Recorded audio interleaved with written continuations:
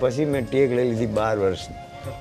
તો 12 વર્ષ મેં કીધું આપણે ભોજન નહીં કરવું, ખાધા વગર એવું એમ કે આપણે ખાધા વગર આપણું જીવન ચાલે એમ કોઈ તકલીફ નથી. અમારે બાપુ તો અહીંયા આવ્યા ત્યારની લહેર જ છે સમજે. સંત છે કે ગામને એના આશીર્વાદ હંમેશા મળતા રહે છે અને બાપુ 12 વર્ષ સુધી અન્નનો ત્યાગ કર્યો છે. તેમાં અત્યારે 4 વર્ષ તો થઈ ગયા છે. હનુમાનજી એક જ છે કે નામ અનેક માત તુમારે ભક્તજનો કે સંકટ ટારે. તો માં એક જ છે પણ નામ અનેક છે કે નહીં. તો અમે સત છીએ. સંત એટલે સત જેનામાં હોય એ સત કહેવાય. તો એ સતયુગના સાધુ 500 વર્ષને તમે જોયા હશે, નામ વાપરી શકે. તો 500 વર્ષનો કોઈ જીવી ગયા માણસને નહીં. તો જન્મેલો તો મનુષ્ય રૂપેથી 500 વર્ષ કરી જીવી. સત છે એટલે જીવી હોય. આ વસ્તુ આનંદની વસ્તુ છે. એમ અમે સાધુ સંતો ક્યારેક એકાંતમાં હોઈએ તો આપણને આ બજાવતા આવડે તો બજાવીએ. એ મંગલ ઘડી મહેમાન થઈ એ મલક બધો ગાવી મળે.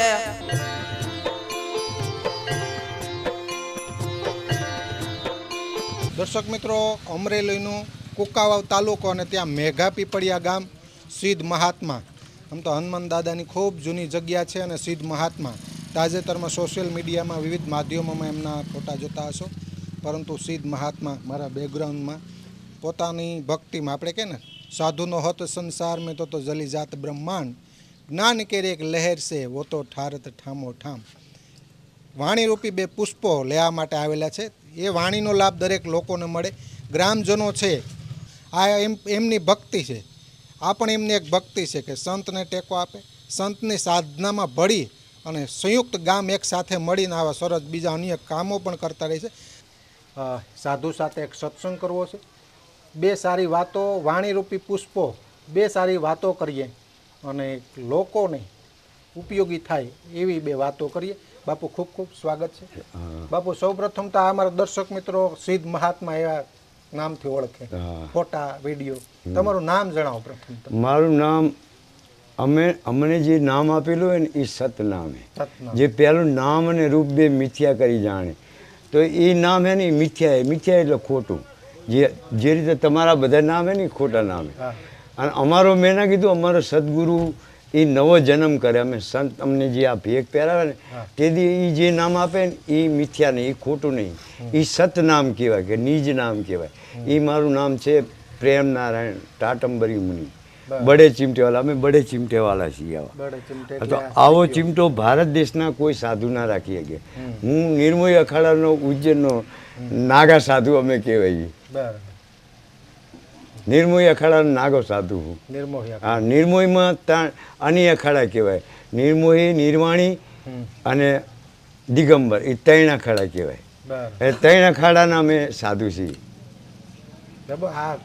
આ જે ચીમટો છે એ ચીમટો ભારત દેશના કોઈ સાધુ આવડો મોટો ચીમટો ના રાખી શકે. આની લંબાઈ 5.5 ફૂટ છે. અમારા ગુરુજી તો બધા રાખતા હતા પણ અત્યારે જે સમય છે ને એ અનુસાર આપણે થોડી ઓછી રાખીએ. કારણ કે પહેલાં જમાના શું ચાલીને જતા હતા તો અમારા ગુરુજી કોઈ પણ ગામમાં જાય ને તો આમ કરીને પછાડે ને તો ખણીંકારો થાય તો આખું ગામ એને ખબર પડે કે અમારા બાપ ગુરુજી સંત આવ્યા છે. એમ અમે જઈએ તો થાય પણ અત્યારનો જે સંજોગ આવે ટાઈસ હોય આવું બધું હોય તૂટી જાય એટલે આનું વજન 11 કિલો છે. અમારા બાપુ તો 40 કિલો સુધીનો ચીમટો રાખતા હતા અને ઊંચાઈ એની 7-7.5 ફૂટ સુધી 8 ફૂટ સુધીની રાખતા હતા અને ખુદ અધિકારી હતા આ ચીમટાના. બીજો કોઈ સાધુ નાનો ચીમટો રાખી શકે પણ આવો ચીમટો કોઈ લઈને સાધુ ના ફરી શકે. એના અમે અધિકારી છીએ. બડા ચીમટાવાળા છીએ. બડા એટલે મોટો, એટલે મોટાની અંદર છોટું બધું આવી જાય કે નહીં તો નાના ચીમટાથી લઈને મોટા ચીમટા સુધીના અમે સાધુ છીએ. એ અમે એના અધિકારી છીએ ચીમટાના. ચીમટા એટલે ચીપિયો. હા, તો અધિકારી હોય એને એનું જ્ઞાન હોય કે ના હોય. હમણાં પેલા સાહેબ આવ્યા હતા તો એ રિવોલ્વર રાખવાનું એમને અધિકારી એમના હતી કે નહીં તો એ અધિકારી કહેવાય એના. તો એનું એમનું જ્ઞાન હોય કેવી રીતે ચલાવી એનો ઉપયોગ હોય એની સાથે એ વસ્તુ છે અમારા સંતની. વાંસળી પણ સાથે. વાંસળી ભગવાન કૃષ્ણની છે તમને કહું. એ તો મને આપણને શોખ છે એટલે આપણે રાખીએ ના બધે એ ભગવાનને. પ્રેમ નારાયણ એ કોનું નામ છે? ભગવાન. જે અમને નામ મળે એ મેં ના કીધું ભગવાનના નામ હોય એટલે એ અમારું નામ છે. જે પેલા નામ હોય ને અમારે એ નામ એ ના હોય. અમને બધા ભગવાનના નામ આપે, સાધુ સંત બનાવે ત્યારે નવો જન્મ આપે, પછી નામ ના આપે મા બાપ, એમ અમને નામ આપે. અમે પાછું જો આ દાદા હું અહીં આવ્યો તો આ દાદાનું કોઈ નામ નહોતું. મેં ગામડાને પૂછ્યું, મેં દાદાનું કોઈ નામે કોઈ ઇતિહાસ નહોતું જાણતો. મેં તો હું નામ રાખું કે આ રાખો, તો મેં એનું નામ રોકડિયા હનુમાનજી રાખી દીધું. હનુમાનજી તો બધાય છે, હનુમાનજી કંઈ ઘણા નહીં. કોઈ રોકડિયા હનુમાનજી કે, કોઈ કષ્ટ ભંજન દેવ, કોઈ સંકટ મોચન હનુમાનજી કે. તો હનુમાનજી એક જ છે કે નામ અનેકન માત તુમારે ભક્તજનો કે સંકટ તારે. તો માં એક જ છે પણ નામ અનેક છે કે નહીં. કોઈને મહાકાળીમાં કે, કોઈ મેરડીમાં કે, કોઈ સિકોતરમાં કે, કોઈ આદ્યશક્તિમાં કે, કોઈ ભવાનીમાં કે, કોઈ બુટ ભવાનીમાં કે, પણ માં કાંઈ ઘણી નથી, એક જ છે. એમ હનુમાનજી દાદા એક છે, તો ભગવાન એક જ છે, ગુરુ મહારાજ એક જ છે, પણ અનેક થયેલા છે એમ કે નામ અનેક માત તુમાર. તો માં એક છે, બાપ એક છે, પુત્ર એક છે, બધું એક જ છે ટૂંકમાં. એકની અનેક વસ્તુ થયેલી. એટલે બાપુ આ ગામમાં મેઘા પીપળિયામાં કેટલાક વર્ષો થયા એવા? મેઘા પીપળિયાની અંદર મને 5 વર્ષ થઈ ગયા. બરાબર. હું આવ્યો ને એ સમય દરમિયાન તાત્કાલિક કોરોના આવી ગયો બરો. તો કોરોના આવી ગયો, ચારે બાજુ થઈ ગયું બંધ. એ સમયે મને આ ગામની અંદર કોઈ વ્યક્તિ ઓળખતું નહોતું. અને હું આવ્યો, કોરોના લાગી ગયો. હું તો દાદાના મંદિરમાં બેઠો, તો આ ગામમાં મને કોઈ ઓળખે નહીં. છતાં દાદાની એવી કૃપા ને કે કોઈ દિવસ મને ભોજન વગર નથી રાખ્યો. લોકો મને આમને ઈચ્છા થાય આવીને કહી જાય કે બાપુ તમે આ ગામમાં આવ્યા હો તો અમારે તો ભોજન કરવા આવજો. તો એ કહી જાય કે હું તમને 11 વાગે 13 વાગે સવારમાં કહી જાય અને 11 વાગે લઈ જાય અને પાછા મૂકી જાય બાઇકની અંદર. એ સમયે કોરોના હતો તો એમને ડર, અહીંયા આવી નતા શકતા, પોલીસનો ભય, અહીં કોઈ ચકલું ના ફરકે. પણ મને એ સમય દરમિયાન ભોજન 4 મહિના જેવું લોકડાઉન જે રહ્યું ને એ સમયે મને કમ્પ્લીટ ભોજન, લાડવાન, ભજીયા એવું બધું મળ્યું, મિષ્ટાન. કોઈ દાડે એવું નથી કર્યું, દાન લે તો એ લોકો મને જમવા કહેતા ને તો મિષ્ટાન બનાવે, દાળ ભાત શાક ભજીયા લાડવા હોય, ફરસા, બધું જે કોઈ બધું ફૂલ ભાણું હોય. 56 ભોગ જેને અમારા સંતોની ભાષામાં કહેવાય કે ભગવાનનો જે થાળ થાય ને 56 ભોગ, એવો 56 ભોગ થાળ આપણને જમાડતા 2 ટાઈમ. કોઈ દિવસ એવું નહીં બને કે મને ખાવા ના મળ્યું હોય. સવારે દાદા આપણે કોઈને કીધું ને કે મને ખવડાય, કોઈને ભગવાન કે ગમે તે 18 વરણની અંદર કોઈ એવું નહીં કે આ જ્ઞાતિમાં, પટેલ જ્ઞાતિમાં, ઊંચી જ્ઞાતિમાં, નીચી, એવું આપણે જો નહીં. જે કહી ગયો પ્રેમથી એના ત્યાં જઈને જમી આવ્યા. એ લઈ ગયો અહીંથી બાઇકમાં બેહાડી લઈ જાય એના ઘરે સીધો, જમાડે, ભોજન કરાવે, થોડો બે આનંદ કરી, દાન દક્ષિણા આપણે આલે 50 રૂપિયા. સાધુને તમે જમાડ્યા પછી જો દક્ષિણા ના આપો ને તો કર્મ અધૂરું રહે. તો અધૂરા કર્મનું ફળ ક્યારે પૂરું મળે? અધૂરો અવગતે જાય કે ના જાય. તો એને ફૂલ ભરપેટ ખવડાવ્યું, સેવા કરી હોય તો છેલ્લે દક્ષિણા એને આપી જ પડે તો કાર્ય થાય. અમે કોઈને ના કહીએ, પણ લોકોને એવો બધો ખ્યાલ જ હોય, જેને આપે કોઈ ના આપે તો આપણે જવા દઈએ, ગમે ત્યારે આપશે. આપણે આ ગામ જ રહીએ રહ્યા પણ જ્યારે એની ઈચ્છા થાય ત્યારે આપશે, તારે આપણે ગણી લેશું. પણ એને એનું ફળ ભગવાનને આપણે કહીએ કે એને ભોજન કરી દીધું. લગભગ બધાએ આપી જ છે. અને હું આવ્યો ત્યારે આ દાદાની એકલું મંદિર હતું. પછી આ મેં કીધું મંદિરની અંદર આપણે બેહવું હોય તો જ્યોત પ્રગટ કરવી પડે.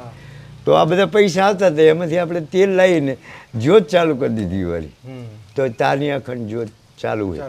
પછી મેં 4 મહિના સુધી ખાધું, હું તૂપ થઈ ગયો બહુ, જમીને. મેં કીધું દાદાની હવે કૃપા છે, હવે આપણે આ ગામમાં આવું ગામ સારું આપણને જમાડે, કોઈ ઓળખતું નથી.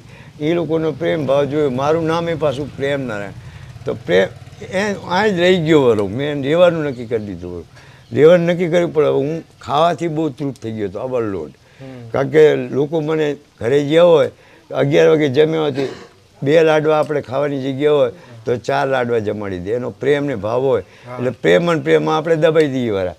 પણ વળી સાંજે 5 વાગે એટલે વળી જમવાનું 6 વાગે એમને તો બની જાય, લઈ જાય. વળી એને 4 લાડવા ઠપકારીએ. પછી માણસ તૂપ વધુ પડતો તૂપ થઈ જાય કે ના થઈ જાય.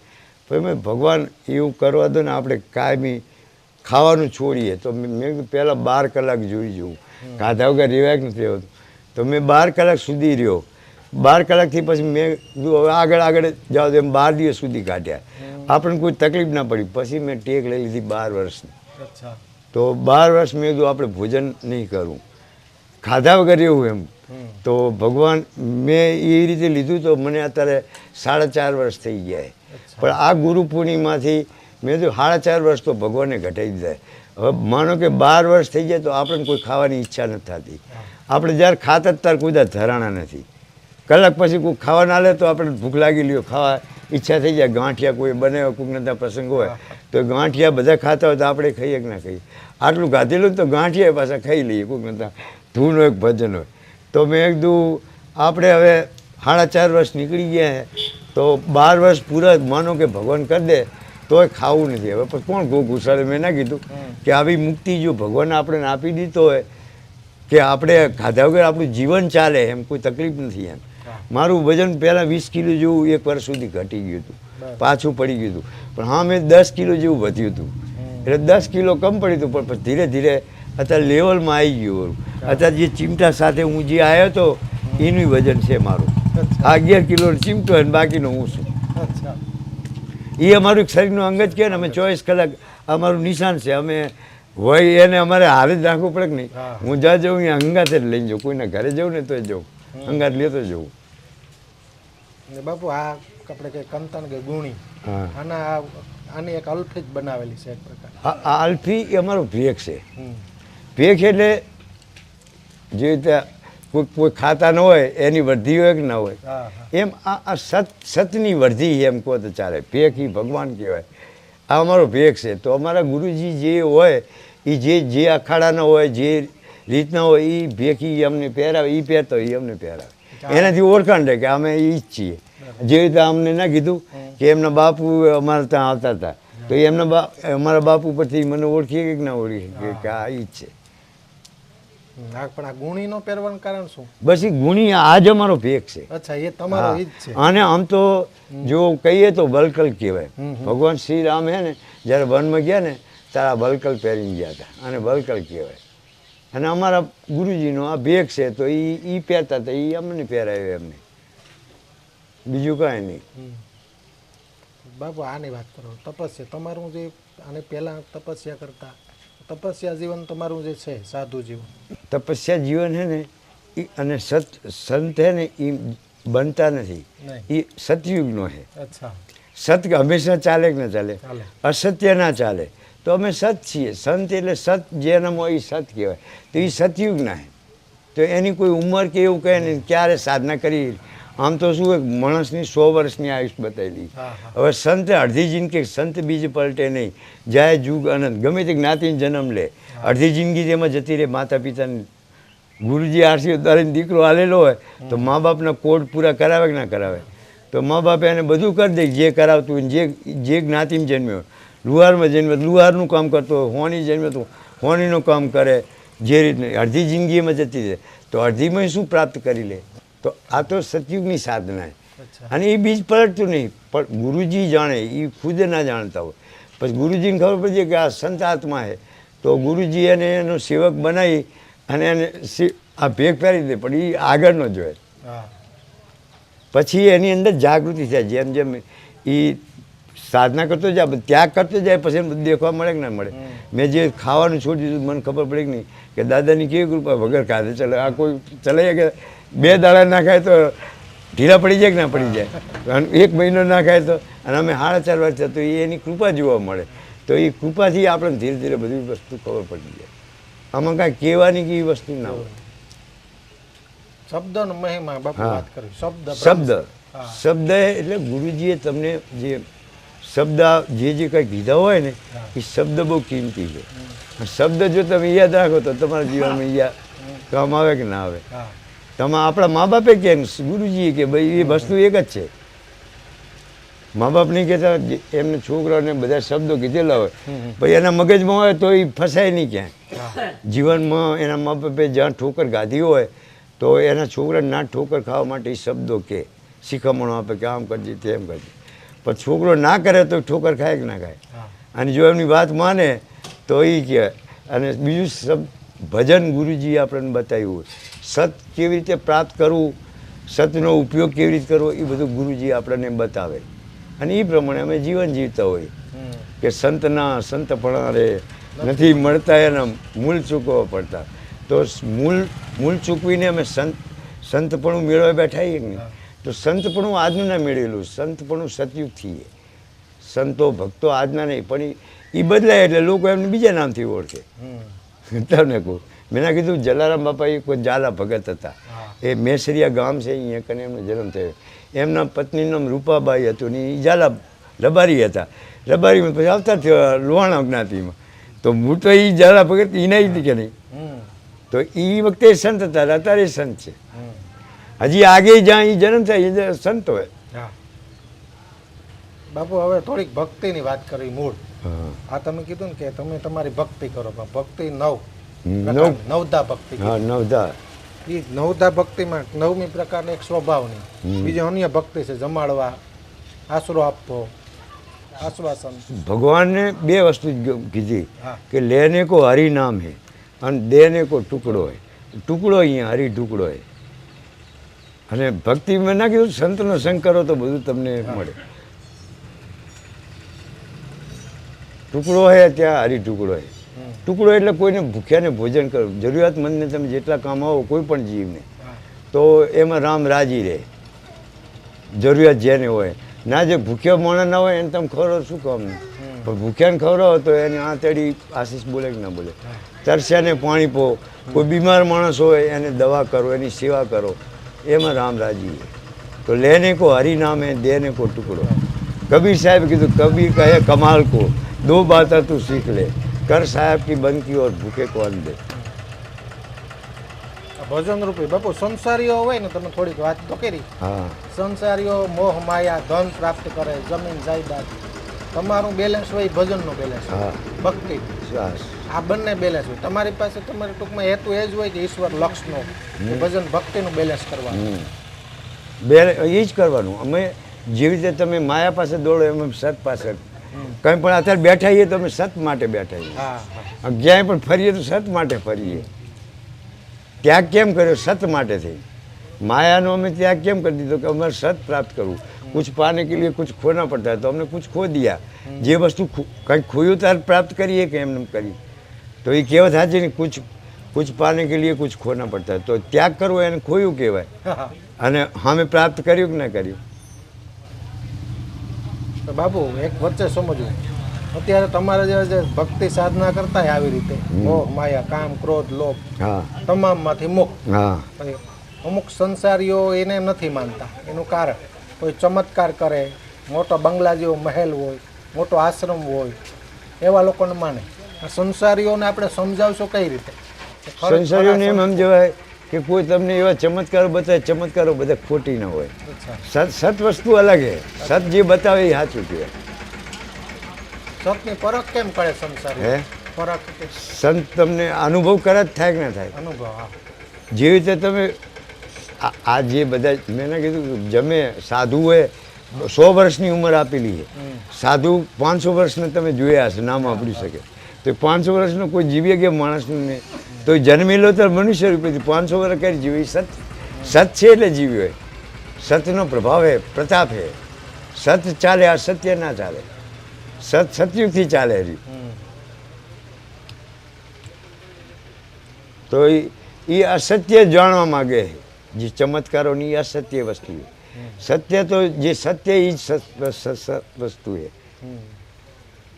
ચમત્કારોની કેમ માને કે એવું બધું બતાવે, એમાં લોકો રસ હોય એમ જોવામાં, અને એમ એ લોકોને માને.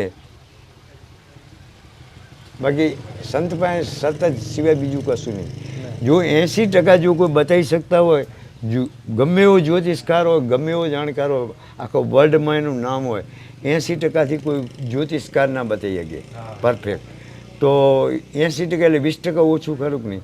તો એ પૂરું સત્ય કહેવાય 100%. કે તારે આ એ થાય ખરું ના થાય. 80% સુધી અમે કહી શકીએ, તો 20% ના થાય. પણ સંતનો જે શબ્દ એ 100% હોય. હા બાપુ, વગાડો કે નહીં તમે? હા, વગાડો. થોડીક વગાડો તો. હા.